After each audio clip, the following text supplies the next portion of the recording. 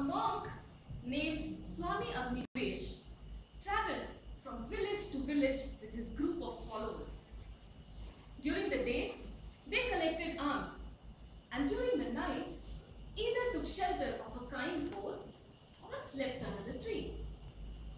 One evening, Swami Agnivesh was addressing a group of people giving a discourse on the Gita. After the discourse was over, everyone left, except one man. He was Birju, a thief. He had wandered in on seeing the crowd in the hope of picking a pocket or two. Initially, his attention kept wandering, searching for prosperous-looking faces. Gradually, he was drawn towards what Swamiji was speaking, and very soon engrossed in his words.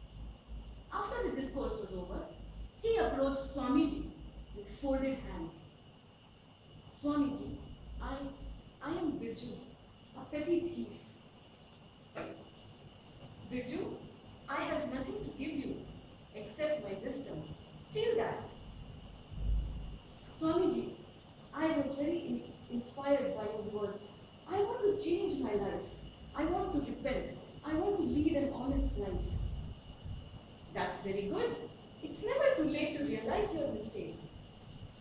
Swamiji, I want to be your follower. I want to go with you wherever you go. Dear Birju, you do not realize how tough an ascetic's life is. It might look easy, but it requires dedication. Swamiji, please give me one chance. If you don't accept me, I will have no choice but to go back to my old ways. End my life. Swamiji closed his eyes in deep concentration and then said, Okay, Birju, you are my disciple from now, but be careful. One mistake and you will be answerable for that. Birju nodded humbly. The next day onwards, Birju was a part of the band of Swamiji's followers. He shaved his head, he wore saffron attire and lived the life of a monk. Swamiji was very pleased with Birju, who was now called Birjanand. Whenever Swamiji gave a discourse, he cited his example. One evening, Swamiji and his followers were in the outskirts of a village. It was freezing cold. Swamiji said, Can someone go and get some firewood? Birju volunteered and set off quickly. It was pitch dark. All the doors and windows in the village were shut. Birju went from door to door, seeking for some sound or light. While he was wondering what to do, he heard a sound. It was as though someone was frying something. It was coming from a hut far away in one corner of the village. Birju quickly went to the hut and through a small window peeped in. A young woman, clad in a tattered sari, was sitting in front of a fireplace. Two young kids were sleeping in one corner. A frying pan was on the fire. Every few seconds, the woman took some water and sprinkled on the frying pan. She also kept muttering something to the kids. Birju did not understand what was happening. Curiosity took over Birju. Standing at the door, he said, Devi, I am Birjanand, a disciple of Swami Agnivesh. The woman was surprised. She got up and touched Swamiji's feet. Swami Maharaj, I am humbled to have your blessed feet enter my abode, but I am unfortunate that I have nothing to offer you. Devi, why have you been sprinkling water over the frying pan again and again? Maharaj, my kids have been screaming for food the entire evening. There is not a single grain of rice in the house. By sprinkling water on the frying pan, I am giving them the impression that food is being cooked, that something is being fried. See, in the hope of food getting ready, they have gone to sleep. Birju looked at the kids huddled together like pups. They were out of the tears welled up in his eyes. Without uttering a word, he ran out of the crowd and started searching frantically in the village. Finally found what he was looking for, a grocery store. There was a huge lock on the door. Within seconds, he managed to unlock it. It seems I have not lost my skills, he muttered to himself and went inside. Within minutes, he was out carrying 2 sacks on his back. He went straight to the hut and put the sacks at the woman's feet. Devi, these grains will last you at least another 3 months.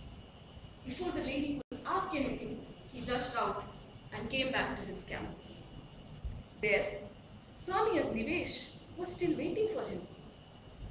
What happened? What took you so long? And where are the firewoods? Birju narrated the entire story. What? Swamiji jumped up, his face red with anger. You committed a theft? Swami Agnivesh's follower a thief? What will people say? But Swamiji, those kids do not give excuses. A sin is a sin. From tomorrow, I don't want to see your face, Birju. The next morning, when Birju woke up, there was dazzling light in the sky. Swamiji and his followers were waking up, rubbing their eyes. A huge bird-like vehicle was descending from the sky. It's a Pushpak Viman, someone shouted. Swamiji said, yes, it is. I think Lord Indra has sent his messenger to take me to heaven. His followers prostrated before him, and he raised his hand in benediction. I think my moment of nirvana has arrived. Finally, I will be freed from the endless cycle of birth and death. Throughout my life, I have never committed a sin. I have lived the life of a monk. A young man clad in fine clothes got down from the Vimana. He said, I am Brahmadatta. I am sent by Lord Indra. Swamiji said, yes, I know. I was just telling my disciples. I am ready to come with you. Brahmadatta said, but no, I have not come to take you.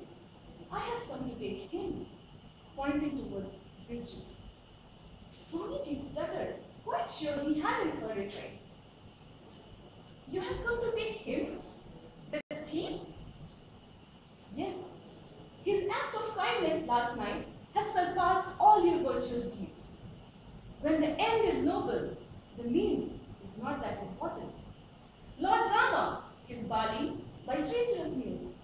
Lord Krishna resorted to deceit many times because he knew the end was noble. Even though Birju's means were improper, his end was virtuous.